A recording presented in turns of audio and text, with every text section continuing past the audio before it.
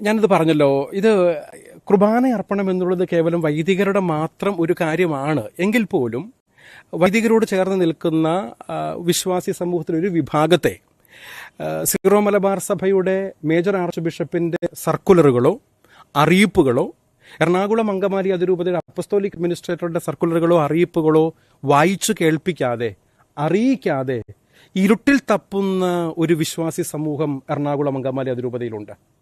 അസത്യങ്ങൾ മാത്രം അറിയുന്നവരോ അർദ്ധസത്യങ്ങൾ മാത്രം അറിയുന്നവരുമായ ഒരു വിഭാഗമുണ്ട്. അവർ പൂർണ്ണമായും സത്യം എന്താണെന്ന് മനസ്സിലാക്കിയിട്ടില്ല. അതിന്റെ കാരണം എന്താണെന്ന് ചോദിച്ചാൽ, ഇടവക വികാരി അൾത്തറയിൽ നിന്നുകൊണ്ട് വചനത്തെ വ്യാഖ്യാനിച്ചുകൊണ്ട് പറയുമ്പോൾ അതുപോലെ സർക്കുലറുകൾ അല്ലെങ്കിൽ അതിരൂപതയിൽ നിന്നും സഭയിൽ നിന്നും കൊടുക്കുന്ന മേജർ ആർച്ച് ബിഷപ്പിന്റെ സർക്കുലറുകൾ കൃത്യമായി ജനങ്ങളെ വായിച്ചു കേൾപ്പിക്കാതെ ബോധവൽക്കരണം നടത്താത്തതിന്റെ പ്രശ്നം ഇതിനകത്തുണ്ട്. അതുകൊണ്ട് തന്നെ അവരെന്തു പറയുന്നു അത് മാത്രം കേട്ട് ജീവിക്കുന്നവരായി കുറെ പേര് കണ്ടേക്കാം. ഇതൊക്കെ തീർച്ചയായിട്ടും അങ്ങനെയുള്ള ഒരു പറ്റം വരുന്ന വിശ്വാസികളെ സ്വാധീനിച്ചിട്ടുണ്ടാകാം എന്ന് തന്നെയാണ് ഞാൻ കരുതുന്നത്. അതുപോലെ തന്നെ നുണകൾ ഇങ്ങനെ ആവർത്തിച്ച് പറഞ്ഞ് അത് സത്യമാണ് എന്ന് ഒരുപക്ഷെ സമർപ്പിത സമൂഹത്തിൽ പോലും ചിലരെങ്കിലും അതുപോലെ തന്നെ വിശ്വാസി സമൂഹത്തിലെങ്കിലും കുറെ പേരെങ്കിലും ഒക്കെ അപ്രകാരം തെറ്റിദ്ധരിക്കാൻ ഇട വന്നിട്ടുണ്ട് എന്നുള്ളതാണ് സത്യം. സത്യം മനസ്സിലാക്കും എന്ന് തന്നെയാണ്. കാരണം അസത്യം എത്രമാത്രം ഉണ്ടെങ്കിലും അവസാന വിജയം സത്യത്തിൻ്റെതാണ്. കാരണം ദൈവം സത്യമാണ്. അതുകൊണ്ട് തന്നെയും ഈ സത്യം ജനങ്ങളൊക്കെ തിരിച്ചറിയുകയും അവര് സഭയുടെ ഈ തീരുമാനത്തിനൊപ്പം നിൽക്കുകയും ചെയ്യുമെന്ന് തന്നെയാണ് ഞാൻ പ്രതീക്ഷിക്കുന്നത്.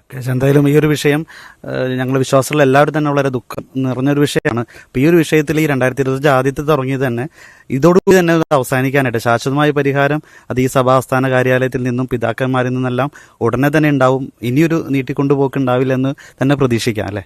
ഈ കാര്യങ്ങൾക്ക് ഒരു പൂർണ്ണ വിരാമം ഇടണം, ഒരു ഫുൾ സ്റ്റോപ്പ് ഇടണം. എന്നിട്ട് സന്തോഷകരമായി മുമ്പോട്ട് പോകണമെന്ന് തന്നെയുള്ള സിനഡ് പിതാക്കന്മാരുടെ കൂടിയാലോചനകളിൽ പരിശുദ്ധാത്മ പ്രേരിതരായിട്ട് അവരത് തന്നെയാണ് ആഗ്രഹിക്കുന്നതും പറയുന്നതും. അതുകൊണ്ട് തന്നെയും ഏകകണ്ഠമായി എടുക്കുന്ന തീരുമാനങ്ങളെ എല്ലാ വിശ്വാസി സമൂഹത്തിൽപ്പെട്ട മനുഷ്യരും അതുപോലെ തന്നെ വൈദികരും സമർപ്പിതരും അതിന്റെ യഥാർത്ഥ സ്പിരിറ്റിൽ മനസ്സിലാക്കുകയും അംഗീകരിക്കുകയും സ്വീകരിക്കുകയും നടപ്പിൽ വരുത്തുകയും ചെയ്താൽ ഈ കാര്യങ്ങൾക്കൊക്കെ ശാശ്വതമായ പരിഹാരം ഉണ്ടാകും. എത്രയും പെട്ടെന്ന് അങ്ങനെ സന്തോഷകരമായ ഒരു സഭാജീവിതം നമുക്കെല്ലാവർക്കും സാധ്യമാകട്ടെ എന്ന പ്രാർത്ഥനയോടുകൂടെ ഞാൻ അവസാനിപ്പിക്കുകയാണ്. Thank you.